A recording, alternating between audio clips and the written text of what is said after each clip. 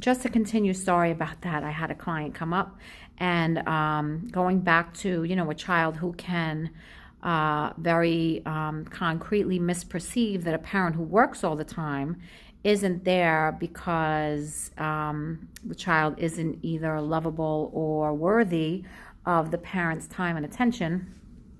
So they then interpret that as there being something wrong with them.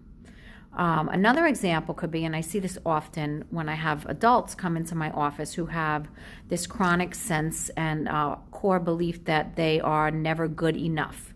And we go back to explore the origin of this idea, which usually doesn't happen for people until they're in a therapy setting where somebody says, where did you develop this idea about yourself? Let's go back to identify the origins so that we can reframe it and correct it.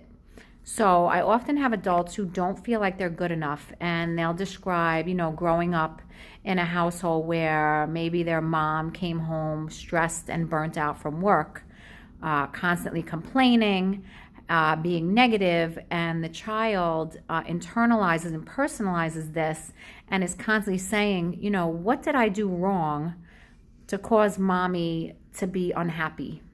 And they blame themselves for mommy's, chronic state of being negative and irritated and critical.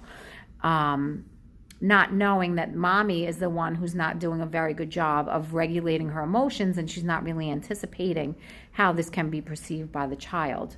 So the child then develops this sense that they're doing something wrong, and that very quickly develops into a global feeling of there's something wrong with me.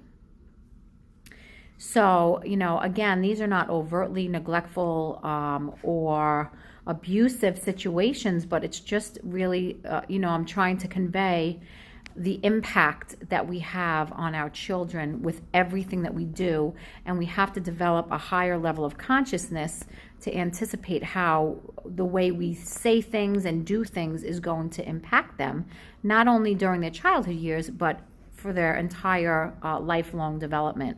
So one of the quotes I saw recently that really resonated with me is let's not create children that have to recover from their childhood.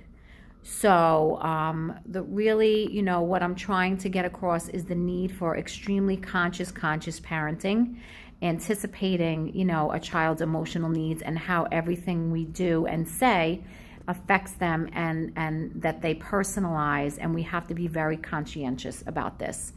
Until later, have a blessed Saturday. Thanks. Bye.